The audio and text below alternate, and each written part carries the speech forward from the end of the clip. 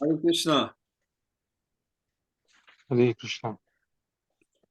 Hare Krishna. Well, Jai Shri Krishna Prabhu is not present this evening. He's not be able to make it. Looks like something's come up. So, Archana, do you remember where we were? Yeah, I was just telling Alex Prabhuji about the paragraph start with undoubtedly the eternal living entity cannot be inherited at any point. I think it's 32 paragraphs roughly. I don't know. Yeah, I found it. You found it. Undoubtedly, yes. Asankshayam. The word undoubtedly in Sanskrit is asankshayam. So undoubtedly the living entity. First of all, undoubtedly the living entity exists. This is the first thing. There are people who say there's no soul, anatma. They say there's no soul. So they don't really know what they're talking about. They don't know what the soul is. The problem is people don't know what the soul is. So they say there's no soul, but they don't even know what the soul is. So that's one problem. I'm just looking for undoubtedly. Undoubtedly, the eternal living entity cannot be annihilated. That's Bhagavad Gita chapter 2. Okay, let's start off with Alex then. Krishna, Krishna, Krishna. Krishna, Krishna, Krishna, Krishna, Krishna, Krishna, Krishna, Hey. Archana. Krishna, Krishna, Krishna, Krishna, Krishna, Krishna, Krishna, Hey. Emma. Is it still Krishna here? Rakshamam. Rakshamam. Krishna, Krishna, Krishna, Krishna, Krishna, Krishna, Rakshamam. Jai Shri Krishna Prabhu. Krishna, Krishna, Krishna, Krishna, Krishna, Krishna, Pahimam. Amaragava, Amaragava, Amaragava, Rakshamam. Alex. Krishna Keshav. Keshava, Krishna, Keshava, Krishna, Keshava, Krishna, Keshava, Pahimam. Very nice. Okay, so that's the repetition. As we are following in the footsteps of Lord Chaitanya Mahaprabhu, who danced throughout South India for 6 years, chanting Krishna, Krishna, Krishna, Krishna, Krishna, Krishna, Krishna, hey, Krishna, Krishna, and all kinds of different melodies. You can sing this beautiful kirtan. This is actually a dune, Krishna dune. Okay, then Archana, please, undoubtedly. Hare Krishna, thank you, Prabhuji. Undoubtedly, the eternal living entity cannot be inherited at any point, but the lower species of life exists in miserable condition, whereas one who is engaged in devotional service of the Supreme Lord is situated in pleasurable or Anandamaya status of life. The different stages described above are all in relationship with the Supreme Personality of Godhead, although in all circumstances there exists both the Supreme Personality of Godhead and the living entities.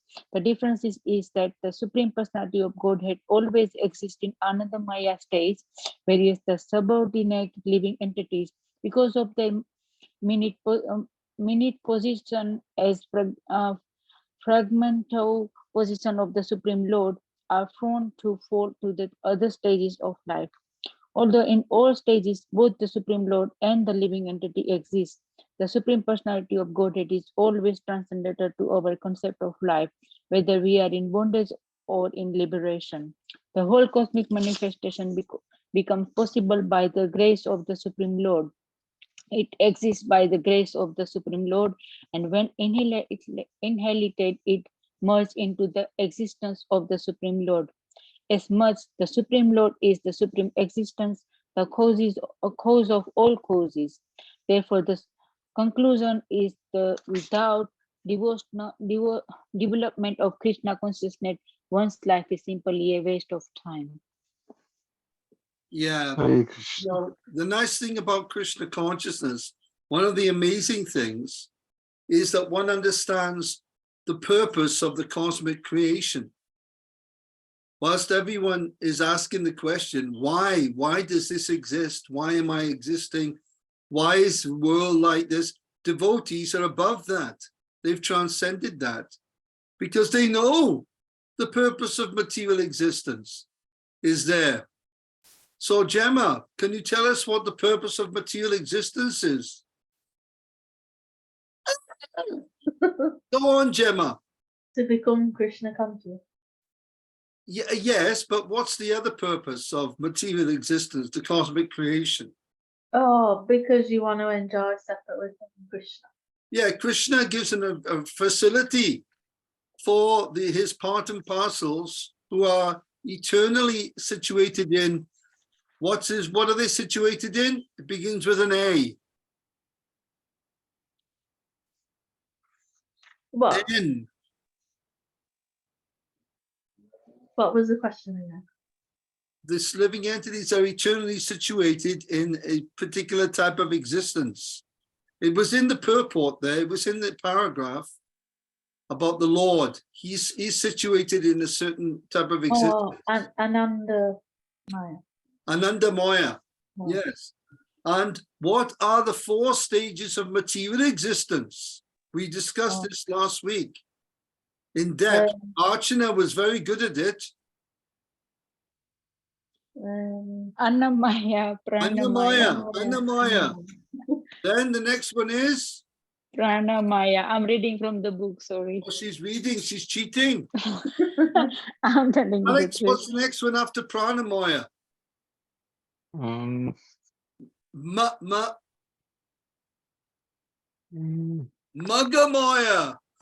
No. The Lake District. We bought that in the Lake District. It's in. This is from not far from Chorley. Manamaya. Manamaya. What's the 4th stage of material existence? Oh, Vijnana Maya. Vijnanamaya. Okay, very good, nice. So we've got the 5 stages of existence: Annamaya, Pranamaya, Pranamaya, Manamaya. Anandamaya, and Vijnanamaya. Vijnanamaya, and the ultimate perfectional stage, which the Lord is always situated in this stage. He's always situated in Ananda, whether he's in the Vaikuntha, whether he's in Goloka, whether he's in the material world, wherever he is always situated in Ananda Maya. Anandamaya. Krishna is always experiencing his self-existent state or nature. Very good. All right, Alex Prabhu. Okay. Krishna is actually present everywhere. No, for The- those who are very Oh, yes. Sorry. For those who are very materialistic and cannot understand the situation of the spiritual world, the abode of Krishna, great sages have recommended the yogic process whereby one gradually rises from the meditation on the abdomen, which is called Muladhara, Muladhara. Muladhara or Manipuraka meditation. Muladhara and Manipurakam are technical terms which refer to the intestines within the abdomen. Grossly materialistic persons think that economic development is of foremost importance because they are under the impression that a living entity exists only by eating. Such grossly materialistic persons forget that although we may eat as much as we like, if the food is not digested, it produces the troubles of indigestion and acidity. Therefore, eating is not in itself the cause of the vital energy of life. For digestion of eatables, we have to take shelter of another superior energy, which is mentioned in the Bhagavad Gita as Vishvanara. Lord Krishna says that the Bhagavad Gita that he helps the digestion in the form of Vishvanara. The Supreme Personality of Godhead is all pervasive. Therefore, his presence in the stomach as Vaishvanara is not extraordinary. Hare Very Krishna. nice. All glories to Lord Vaishvanara. Vaishvanara. Vaishvanara. Also, Vaishvanara. Vaishvanara ki. Vaishvanara ki. Jai. Jai. Without Vaishvanara, then the Lord says this in the 10th chapter of the Gita. I am the digester of food. Actually, in the 7th chapter, I think. Anyway, 7th or the 10th. I am the digester of foodstuffs. So there's the stomach in Sanskrit. What is the stomach called in Sanskrit? Udara. Therefore, we've got the name Damodara. Udara is stomach. And when we say for a name for Krishna, Damodara. Dhamma means to control. So does Muladhara. So Mula is it below the stomach? Mula in Sanskrit? He is the root of the stomach situation, the Lord. He is the mula or root cause of digestion. Okay. Putting food into the mouth is a very nice experience. We all enjoy that. Obviously, putting food in your mouth, especially Archana's bakris. Oh, dear me. Archana's bakris with chunda. Oh, mamma mia. God help us. And if you go to Jai Shri Krishna's house, his mother, oh, dear me. There's a whole table full of delightful things. Homemade rice poppers. Oh, more, very tasty.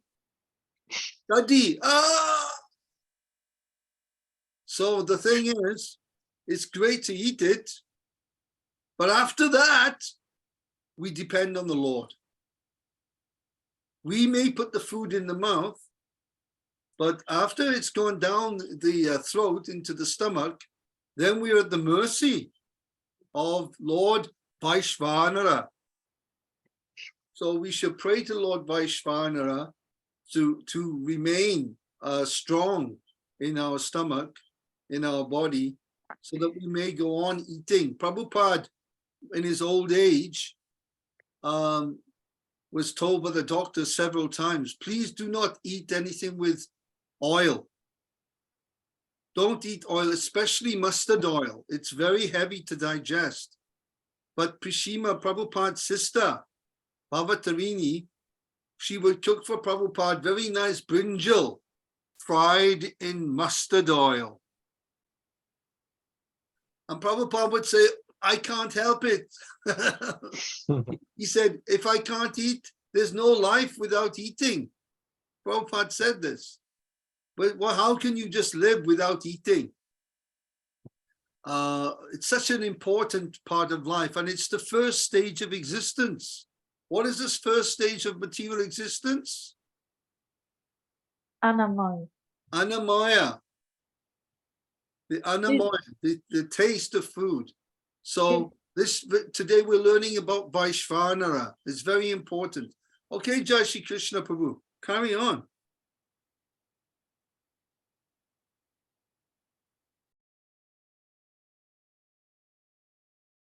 Krishna is actually present everywhere. The Vaishnava therefore marks his body with temples of Vishnu. He first marks a Tilaka temple on the abdomen, then on the chest, then between the collarbones, then on the forehead, and gradually marks the top of the head. The Brahma Randhara, the 13 temples of Tilaka marked on the body of Vaishnava are known as follows. On the forehead is the temple of Lord Keshava. On the belly is the temple of Lord Narayan. On the chest is the temple of Lord Madhava. On the throat between the two collarbones is the temple of Lord Govinda. On the right hand of the waist is the temple of Lord Vishnu. On the right arm of the temple of Lord Madhusudana. On the right side of the collarbone, the temple of Lord Trivikrama. Similarly, on the left side of the waist is the temple of Lord Vamandev. on the left arm of the temple of Sridhara, on the left side of the collarbone, the temple of Rishikesha. On the upper back, the temple called Padmanabha, and on the lower back of the temple called Damodara. On the top of the head is the temple called Vasudeva. This is the process of meditation on the Lord's situation in the different parts of the body. But for those who are not Vaishnavas, great sages recommend meditation on the bodily concept of life. Meditation on the intestines, on the heart, on the throat, on the eyebrows, on the forehead, and then on the top of the head. Some of the sages in the disciplic succession from the great Saint Aruna meditate on the heart, because the super soul stays within the heart along with the living entity. This is confirmed in the Bhagavad Gita, 15th chapter, wherein the Lord states, I am situated in everyone's heart. Who knows what verse that is in the 15th chapter? What number? 15. 15. Very good. A verse that we should all learn in our own time. It's very important shloka. I learned that verse. It was in Leicester at the Hindu temple in Cromford Street in Highfields. Highfields or High something. 1980, I learned that shloka, 15. And it so happened the guest that was coming to the temple, he knew that shloka. He was just a guest coming, young man, and he would recite it to me. Sarvasya Chaham Hridishana Vishta. Very important shloka. Okay, well, let's go back to Gemma, to Alex now, as part of. Hare Krishna. As part of devotional service, Vaishnavas protect the body for the service of the Lord. But those who are gross materialists accept the body as the self. They worship the body by the yogic process of meditation on the different bodily parts, such as the Manipuraka, Dara, and Hridaya, gradually raising the Brahma Randhara on the top of the head. The first-class yogi who has attained perfection in the practice of the yoga systems ultimately passes through the Brahma Randhara to any one of the planets in either the material or the spiritual worlds. How a yogi can transfer himself to another planet is vividly described in the second canto of the Srimad Bhagavatam. Hare Krishna. That second canto of Srimad Bhagavatam is technically called the Cosmic Manifestation. And there's a lot of information there about Paramatma, the Lord in the heart, and about the generally how the universe is created and how different elements are manifested from different modes of nature. And then the objects of the senses are manifested, and the etc. Taste, touch, and all these things, how they're created, how they're manifested, because these are secondary. This is a secondary experience we're having here. We're not experiencing real taste. We're not experiencing real touch. We're not experiencing real sight in this world. It's a fabrication of the reality. That's why we're never satisfied with this world, because everything is second class all the time. The best you can get in this world is second class. Okay? So if you want to go on a train ride in India, you can go second class, but it's much nicer to travel first class on a train. Who's traveled on a train in India? Right, so Alex, have you traveled on a train in India, bro? Yes? Yep. Gemma, have you traveled on a train in India? No. Would you like to travel on a train in India? No. Probably not. First class is very nice. Yeah. In first class, it's much nicer when you're, but a lot of people go for second class AC, Yeah. second class. But when you're in first class, you get complete relief from everything. It's much nicer. Isn't that right, Alex? It's nice, but you meet interesting people on second class as well. That's I mean, also, that's true, yes. And when I'm traveling second class, there's always someone looking me up and down. Who's this Gora? Who's this Gora? Doria. Who's this Doria Wala? Is he Doria? You know, because in India we start getting the sun, and then gradually our skin will turn a little bit golden as well. So, people often are asking, "Oh, where are you from, Mr. Videshi? Where are you coming from?" And then I will tell them, "Yes, I'm from this place." "Oh, why are you wearing dhoti? You know, what happened? Did you have a nervous breakdown?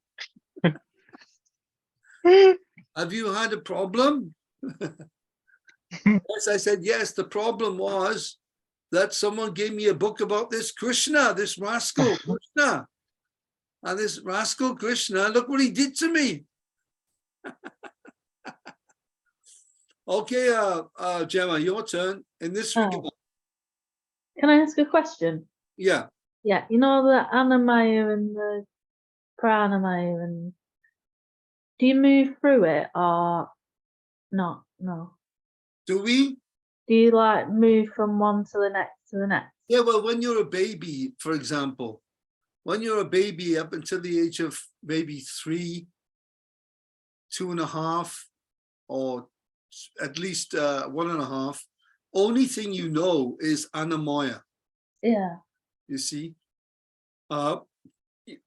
taste food. Hmm. Therefore, babies always like this.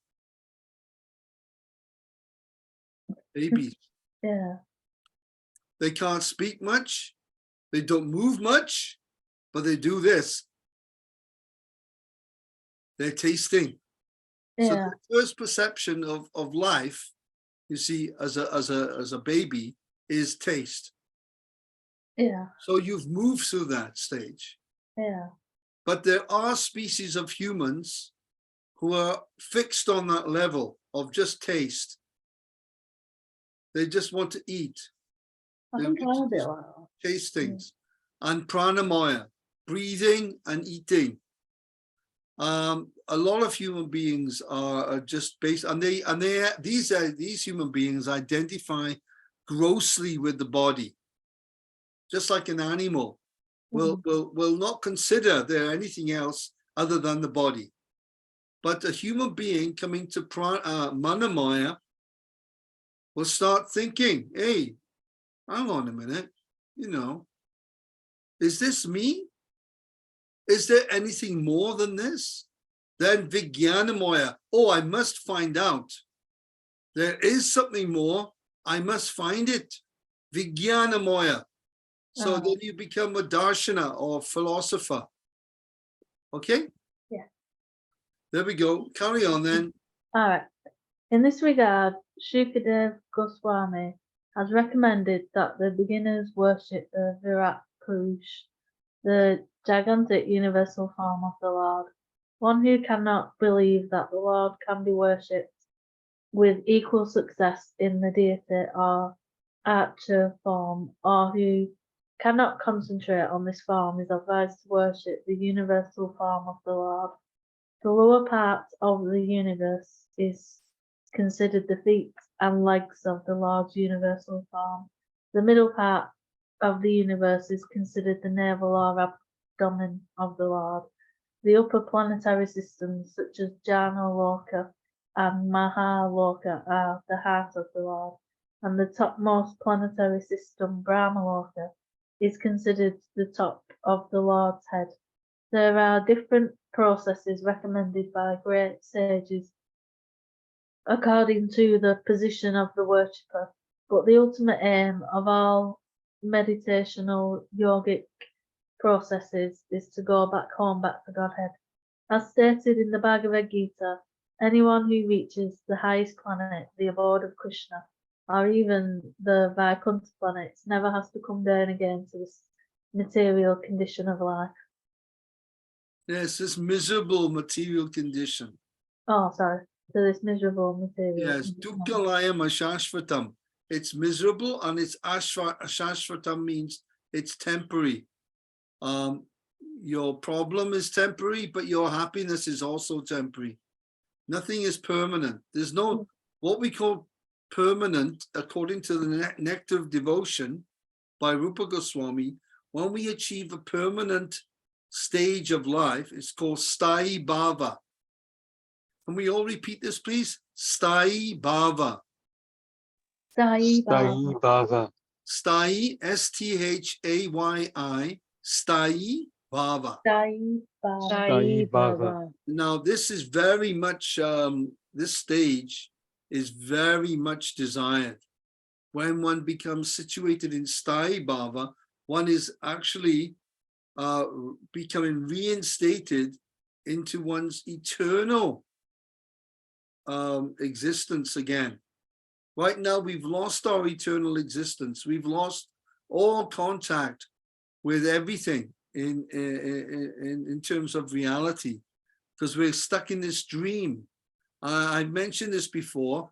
When you're dreaming, sometimes you wake up in the morning and you think, oh, I've woken up. But what's happened is you're still dreaming. And you're dreaming that you've woken up. So you may think, I haven't woken up. I'm still asleep. So then you may lose consciousness and then you may wake up again. Think, now I've woken up. Now I'm up. But then you're still dreaming. So you think, hang on, let me wake up. So then you wake up, but what's happened? You've dreamt that you've woken up, but you're dreaming that you're dreaming that you're dreaming. So our position is that we're in so many levels of dream states. It's not one dream, it's not two, it's hundreds of dream states. We've become, this is called karma bandhana. What's it called? Karma bandhana. Karma bandhana. Bandhana. This is confirmed in Bhagavad Gita, chapter 3, text 9. Who can find Bhagavad Gita, chapter 3, text 9? Who's going to be the quickie one? Who's the jaldiwala? 3:9 Bhagavad Gita. Confirmed here that we're in so many levels of dream state. You don't have a Bhagavad Gita there, Gemma? Yeah? Hey, we all like your clock, by the way. I found it. Prabhuji. Go ahead. So can I just say translation? Yagna tat kalmano nyatra. This is a verse that Prabhupada quoted hundreds of times in his lectures. Lakhoyam karma bandhana tad artham karma kaunteya mukta sangha samachara. Work done as a sacrifice for Vishnu has to be performed, otherwise work causes bondage in this material world. Therefore, O son of Kunti, perform your prescribed duties for his satisfaction, and that way you will always remain free from bondage. That's right, because the bondage situation is dreamlike states, various levels of dream. If you're dreaming that you're dreaming, that you're dreaming, that you're dreaming, that you're dreaming, you're in a heavy dream. And it's a dream that you cannot wake up from. And our condition in this material world is that we are in such a state of bondage, of karma, that it is impossible to wake up. But if one is fortunate and a pure, liberated soul comes into this world and speaks into your ear the prescribed medicine for that age, or gives you the medicine. So the medicine for the age of Kali is mentioned by Bhaktivinoda Thakur in the last verse of Jeev Jago. Jeev Jago, Gora Chandra Bole, Kota Nidra Jao Maya. Kota Nidra. Wake up. Wake up. The whole process of spiritual life is to gradually waken up. This is called Anusmaran. Anusmaranam. To gradually awaken into Sthai Bhava. You become situated in Sthai Bhava. Then you're in a platform where your spiritual life gradually, you're remembering and you're starting to understand, all this is false. Brahma Satyam Jagan Mithya. But this world is false. It is real but temporary, and I shouldn't identify with it. I should identify with Brahman. But the Brahman isn't the impersonal Brahman, it is the Para Brahman, the Supreme Personality of Godhead. So that is the real meaning of Brahma Satyam Jagan Mithya, which the Mayavadis, they completely lead you the wrong path with that one. So that's the verse there. Then the last verse of the Bhaktivinoda Thakur's Jeev Jago is Ene che o Shadi Maya Nashi Bharo Lagi Hari Naam Mahamantra Lao Tumi Mage. This is Bhaktivinoda Thakur's Jeev Jago. I used to sing this regularly.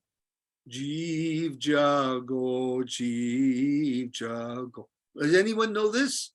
Gaura Chandra Bole, Kota Nidra Jao Maya, Pisachi Rekole. How does it go? There's different verses, obviously. Haji Bo Bolio Eshe. Samshara bitare bhuliya rohile tumi avidyara bare tomare loito ami hoinu avatar ami bina banduar ke ache toma. The fourth verse. Eneche oshadi maya nashi baro lagi Harinama Maha Mantra Lao to me. It's not the last verse. The last verse, the fourth verse. Eniche. I have brought this medicine, O Shadi, Dava. I brought this special medicine to awaken you out of your dream state. So this is the process. Okay, it's good to know this because this knowledge that we have. Nobody else has this in the world. Nobody else has this knowledge. Everyone is caught up in the dream. And therefore they dream, I am Hindu. I am dreaming, I am Muslim. I am Christian. I am an atheist. I am a cat. I am a dog. I'm a demigod. Even the demigods, they're caught up in their dream. Even though they're situated in Sattva Gun, still they can't get out of their dream. Only the Vaishnavas are able to wake up from this dream, which is not a sapna. What is it? It's a nightmare. It's not a nice dream. It's a nightmare. No matter how nice we make this world, we have worries, so many cares and worries and feelings of sadness and misery are there. So this is not a nice dream. If you want to go for a nice dream, Mahavishnu, he is having a nice dream. Krishna is having a nice dream in his world. Okay, so that's a little explanation there to remind us. Okay, let's go on with Jai Shri Krishna Prabhu. Right, so the Vedic, the Vedic recommendation therefore is that one make the lotus feet of Vishnu the target of all one's effort. Tad Vishnu Paraman Padam. The Vishnu planets or Vishnu Loka are situated above all the material planets. These Vaikuntha planets are known as Sanatana Dharma. Sanatan Dham, and they are eternal. They are never annihilated, not even by the annihilation of this material world. The conclusion is that if a human being does not fulfill the mission of his life by worshipping the Supreme Lord and does not go back home, but to go dead, it is to be understood that he is breathing just like a blacksmith's bellows, living just like a tree, eating just like a camel, and having sex just like the dogs and the hogs. Thus, he has been frustrated in fulfilling the specific purpose of human life. Very good. Archana. The next prayer of the personified Vedas to the Lord concerns his entering into different spaces of life. It is stated in Bhagavad Gita, 14th chapter, that in every species and form of life, the spiritual part and parcel of the Supreme Lord is present. The Lord himself claims in the Gita that he is the seed-giving father of all forms and species, who therefore must all consider sons of the Lord. The entrance of the Supreme Lord into everyone's heart is Paramatma, sometimes bewildered the impersonalists into equating the living entities with the Supreme Lord. They think both the Supreme Lord and the individual souls enter into the various bodies. So where is the distinctions? Why should individual souls worship the Paramatma or Super Soul? According to them, the Super Soul and individual souls are not on the same level. They are one without any difference between them. There is differences, however, between the Super Soul and the individual souls, and is explained in the Bhagavad Gita, 15th chapter, wherein the Lord says that although he is situated with the living entity in the same body, he is superior. He is distracting or giving intelligence to the individual soul from within. It is clearly stated in Gita that the Lord gives intelligence to the individual soul, and that both memory and forgetfulness are due to influence of the super soul. No one can act independently of the section of the super soul. The individual souls act according to the past karma reminded by the Lord. The nature of the individual soul is forgetfulness, but the presence of the Lord within the heart reminds him of what he wanted to do in his past life. The intelligence of the individual soul is exhibited like fire in wood. Although fire is always fire, it is exhibited in size proportionate to the size of the wood. Similarly, although the individual soul is qualitatively one with the Supreme Lord, the exhibits himself according to the limitation of the present body, but the Supreme Lord or the Super Soul is unlimited. He said that Ekarasa, Eka means one and Rasa means mellow. The transcendental position of the Supreme Lord is that of eternity, bliss, and full knowledge. His position of Ekrasha does not change in the slightest when he becomes a witness and advice to the individual soul in his individual body. Okay, that's very Hare nice. And there Krishna. we are. That's a whole explanation there of 15:15 of Bhagavad Gita. Such an important verse. And the Paramatma, knowledge, if we don't have knowledge of Paramatma, then we're lost. Even if you have knowledge of Brahman and Bhagawan, but without knowledge of Paramatma, there's a big chunk missing. Because in this world, everything is going on by the mercy and the kripa of Paramatma. Now, who knows the name of Paramatma? He has a specific name. It's not Alex. It's not George. He has a specific name. It begins with a J. Jiva. Jiva. Yeah, that's us. We are the Jiva.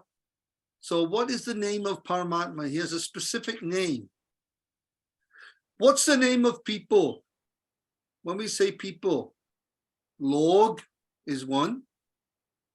Another one begins with a J. John.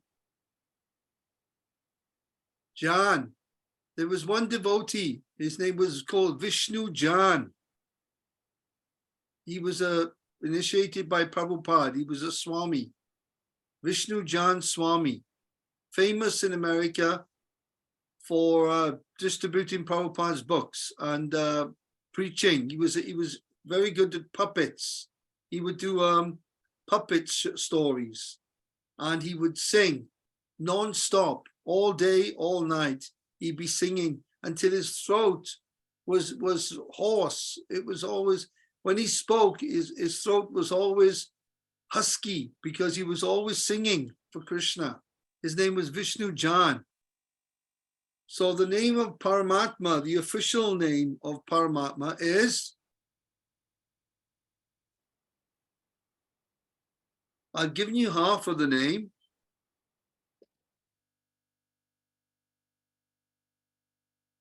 Janardhan. This is the official personal name of Paramatma. His name is? Janardhan. Janardhan.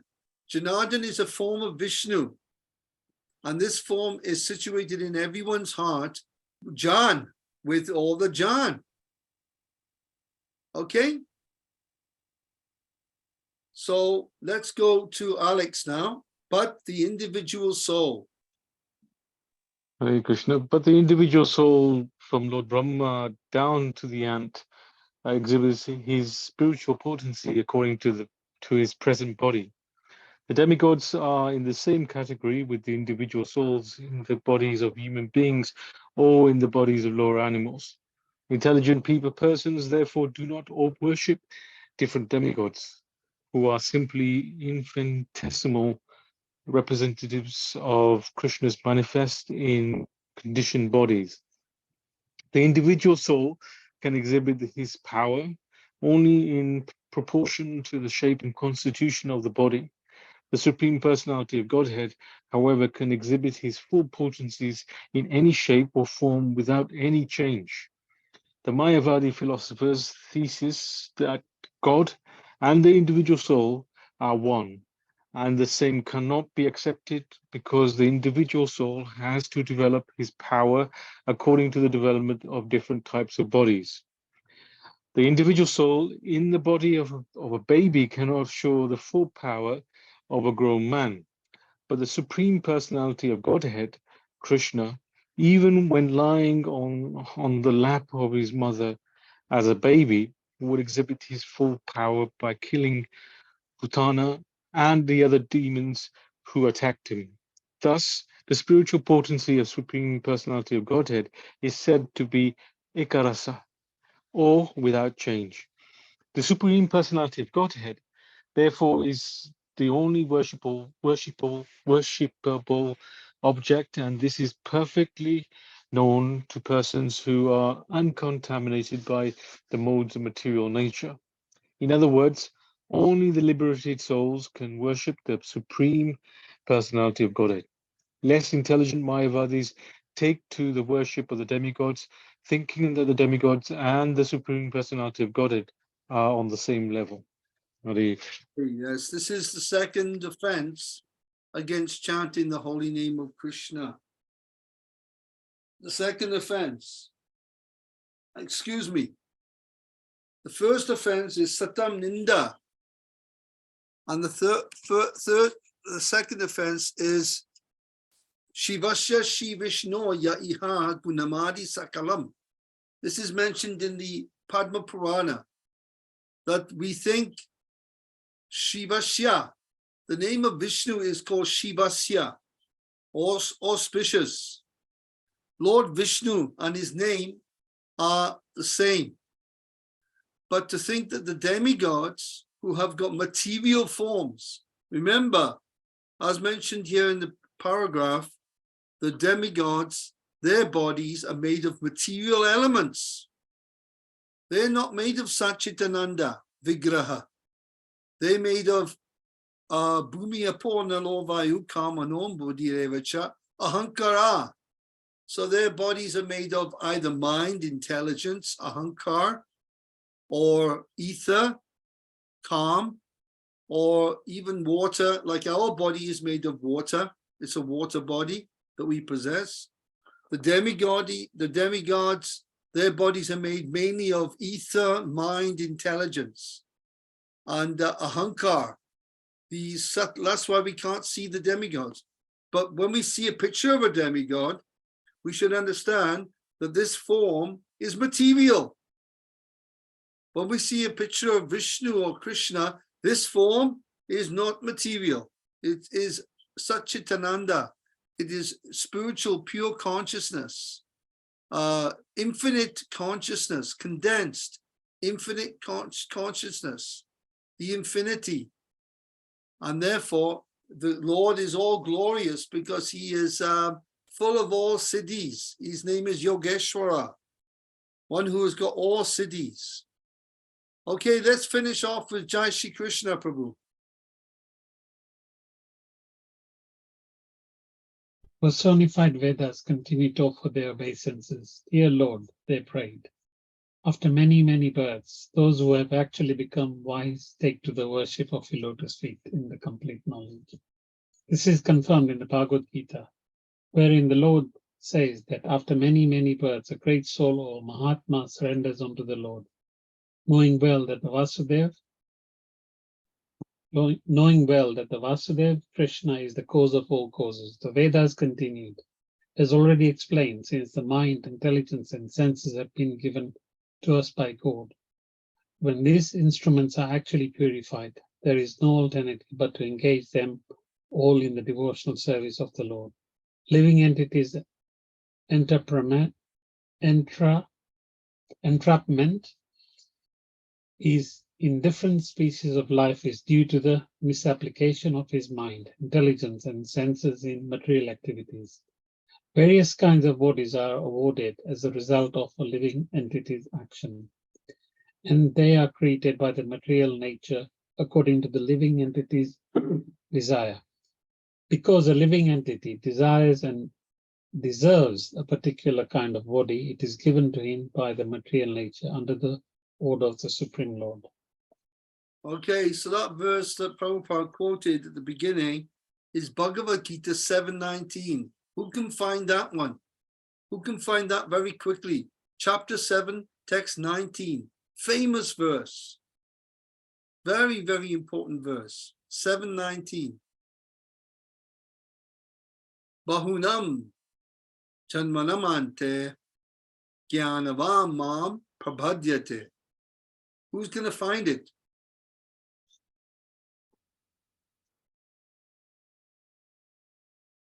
Vasudeva Sarvamiti Sa Mahatma Sudurlabha. Yes, Archana. After many births and the deaths, he who is actually in knowledge surrendered unto me, knowing me to be the cause of all causes and all that is. Such a great soul is very rare. Very nice. So one who understands after many births surrenders to the Lord. So the impersonalist will take that verse and say, yes, after many, many births, one realizes that everything is Brahman. So we should surrender to Brahman. And as we surrender to Brahman, more and more, we realize that we are Brahman. And that ultimately everything is Brahman, and I am Brahman, and everything is one. Archana, I am you. And Gemma is me. And Jai Shri Krishna is all of us. And Alex is all the rest of the universe. So this is how the Mayavadis, they bewilder everyone with this Dukrin. Therefore, Shankaracharya has quoted that verse, which Archana will recite for us. Sorry, can you repeat that? Bhaja Govinda. Bhaja Govindam, Bhaja Govindam, Govindam Bhaja Muttamate, Prapte Sannihite Marane, Nay Nay Raksati Dukrui Karane. Very nice. Bhaja Govindam, Shankaracharya. He said that worship Govinda, you rascals, you Mayavadi rascals. He said your Dukrit, your grammar and your word jugglery and changing suffixes and prefixes, adjusting things to establish that Brahman is everything. Brahma Satya Jagan Mithya. This will not help you. This will nahi rakshati, he said. It will not protect you. Nahi, he said. So this is the purport of Bhagavad Gita 7:19 and that purport. So thank you very much, everyone. Hope you enjoyed the reading. And hope you remember Anamaya. Hare Krishna. Pranamaya, Manomaya, and Vijnanamaya. And Ananda, Anandamaya.